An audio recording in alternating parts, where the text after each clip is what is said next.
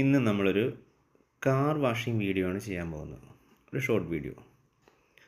വേറെ ഒന്നുമല്ല, ആദൂട്ടൻ്റെ ജീപ്പാണ് നമ്മൾ കഴുകാൻ പോകുന്നത്.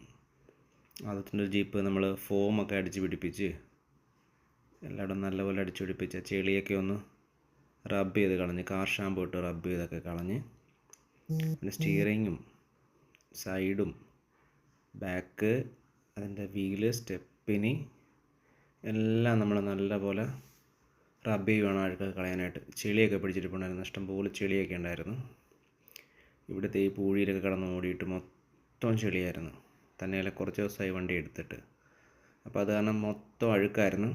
അപ്പോൾ അതൊട്ട് ഓടിക്കണമെന്ന് കുറച്ച് ദിവസമായിട്ട് പറയുന്നുണ്ട്.